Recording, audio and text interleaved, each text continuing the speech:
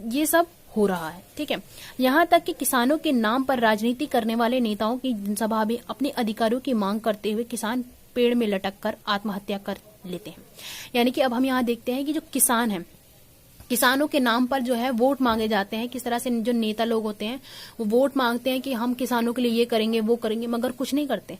मगर जब करने की बारी आती है तो वो कुछ नहीं करते हैं, और इस वजह से क्या है, जो किसान है वो कर्ज में डूब जाता है और केवल क्या है, सिर्फ एक पेड़ में लटक जाता है। यानी कि वो आत्महत्या कर लेता है जब वो इस तरह से बोझ में उसके सर पर आ जाता है। तो ठीक है, यानी कि केवल उन पर क्या है, शोषण ही होता चला आ रहा है।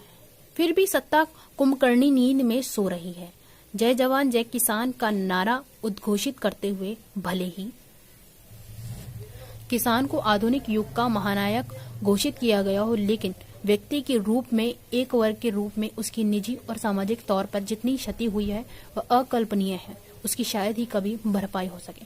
यानी यहाँ पर क्या है, नारे दिए जाते हैं, किस तरह से जो है आधुनिक युग में उन्हें एक नायक के रूप में प्रदर्शित किया जाता है, मगर क्या है, जो वास्तविकता है, यथार्थ है, वो क्या है, वो एक कोरे कागज की तरह, यानी कि कुछ भी नहीं है। ये सिर्फ कल्पना भर है कि उन्हें ऊपर उठा दिया जाता है, मगर जो धरातल है उस पर कुछ काम नहीं किया जाता है। वास्तव में पूस की रात में जो दुर्दशा हल्कू की है, वही आजादी के 70 साल बाद भी शिवमूर्ति के उपन्यास आखिरी छलांग में पहलवान की है। किसानों की जो भी आज दीनहीन दशा है, उसका कारण उनकी आर्थिक, सामाजिक व राजनेता, पूंजीपति, आर्थिक अधिकारी, पटवारी, शासन सत्ता के कथा कथित एवं स्वघोषित रहनुमाओं का पहला और आखिरी निशाना यही मासूम भारतीय किसान बनता है। यानी कि हम देखते हैं जो इनकी जो दशा है वो आर्थिक और सामाजिक होती है। ठीक है, और कहीं ना कहीं इसके पीछे जो राजनेता है, जो पूंजीपति अधिकारी होते हैं, ये सब क्या है, कहीं ना कहीं किसान, जो भारतीय किसान होते हैं, इनको निशाना बनाते हैं। ठीक है, यही बात है कि उनको उनके नाम से वोट मांगे जाते हैं। ठीक है, उन्हें दबाया जाता है, उनको शोषित किया जाता है।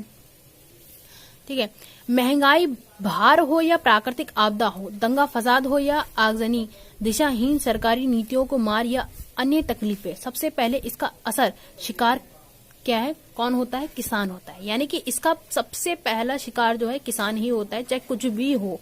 ठीक है, यूरिया, दवा, खाद, पेट्रोल।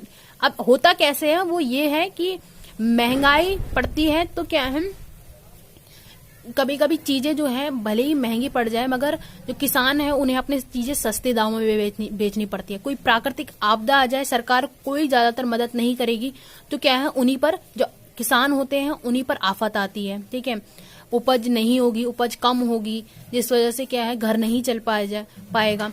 दंगा फसाद होगा तो क्या है, तो भी किसानों पर फर्क पड़ेगा।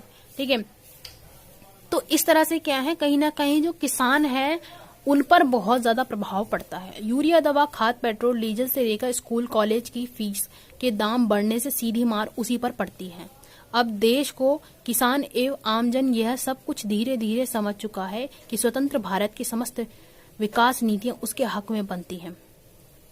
यानी कि सीधा प्रभाव क्या है, सीधा सीधा कहने का मतलब है यहाँ कि प्रभाव केवल किसान पर ही पड़ता है, चाहे समाज में कुछ भी हो रहा हो। ठीक है, इसके बाद है